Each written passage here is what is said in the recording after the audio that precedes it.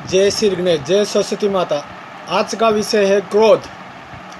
क्रोध एक ऐसी वस्तु है जिसको ऋषियों ने, मुनि, साधु संतों ने और बुजुर्गों ने बदनाम किया। इस क्रोध को हमेशा गलत मानते आए हैं। बुजुर्गों का कहना है कि क्रोध यदि आदमी जो करता है उसकी बुद्धि का नाश होता है। इसका मतलब ये नहीं है क्योंकि क्रोध करने से बुद्धि का नाश होता 100% सही है, लेकिन कोई भी चीज़ अति शांति भी कुछ काम का नहीं है। अति शांत रहेंगे तो कुत्ता आके आपके मुंह पे ऊपर मूत के जाएंगे और लोग देखेंगे तो हंसेंगे। इसके लिए अति शांत भी होना गलत है और अति गुस्से होना भी गलत है।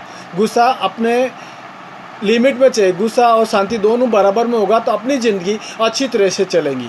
दूसरी बात में, गुस्से का जो उपयोग है, आप दूसरों की बुराई के लिए काम करते या बुराई के लिए काम लेते, वो गलत है। गुस्से को अपने लिए, अपने काम के लिए काम करो, अपने उपयोग में उपयोग लो तो बहुत अच्छा फ़ायदा रहेगा। क्योंकि गुस्से से बुद्धि का नाश होता है। तो उस समय आप यदि बुद्धि का उपयोग लेंगे या आप गुस्से को उपयोग लेंगे, आपके काम में लेंगे तो बुद्धि का नाश नहीं होगा, आपका बुद्धि का विकास होगा। और बोलते हैं गुस्से से पतन होता, गुस्से से पतन नहीं। आप यदि चाहते हैं तो पतन होना, तो उसके लिए किसी का बुरा मत करो, बुरा मत सोचो और अपने लिए उस गुस्से को उपयोग में लो। पतन नहीं, आपकी उन्नति होंगी। 100% गुस्सा आपको काम आएगा। ऐसा मत सोचो कि गुस्सा काम नहीं आता, काम आता है। ईर्ष्या कभी नहीं करना। गुस्से में यदि किसी को ऊपर ईर्ष्या करते तो वो गलत है। उस ईर्ष्या के अंदर ऐसी ईर्ष्या करो कि ताकि अपन उन्नति कर सके, अपन उससे ऊपर कैसे जाए और अपन अपना अच्छा कैसे करके ले। ऐसी ईर्ष्या का उपयोग लेना चाहिए। जलन भी नहीं करनी चाहिए। गुस्सा आने पे इंसान को जलन होती है। जलन किस बात की? आप जलन करके आप अपने आप का पतन करते हैं। इसके लिए गुस्से में जलन को उपयोग में लो। गुस्से को उपयोग में लेंगे तो आपका भला होगा।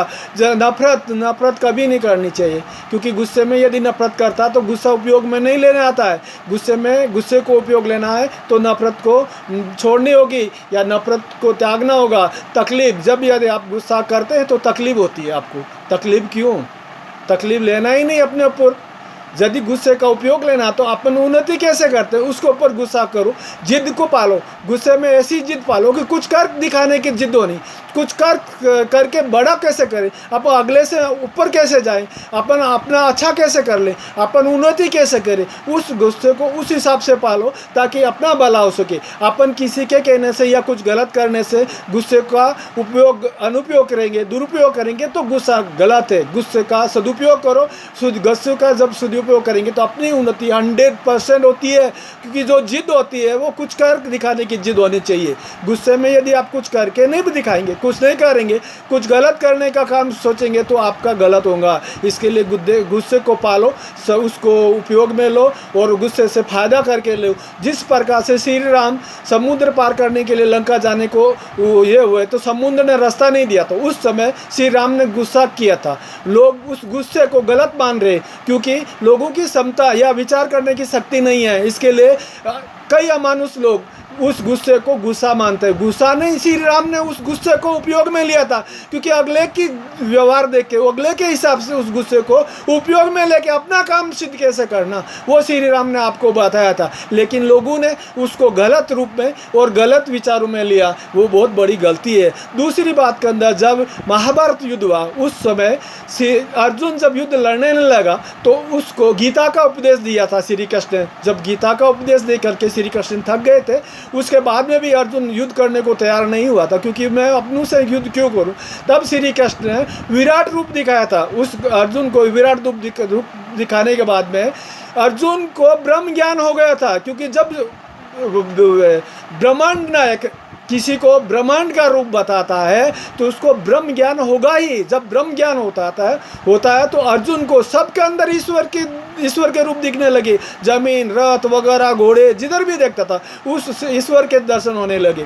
तब भगवान ने सोचा ये अभी जब ब्रह्म ज्ञान हो गया तो ये युद्ध करने वाला नहीं। अर्जुन जब संन्यास को उन्नत हो गया, संन्यास करने को तैयार हो गया, तब श्री कृष्ण ने उसके ऊपर माया का पर्दा डाला। माया का पर्दा डाल करके तब अर्जुन को उकसाया, उसको गुस्सा दिलाया। भी तुम्हारे साथ जो लाक्षागृह का काम हुआ वो गलत नहीं था। यदि तुम्हारे भाई होते तो ऐसा नहीं करते थे।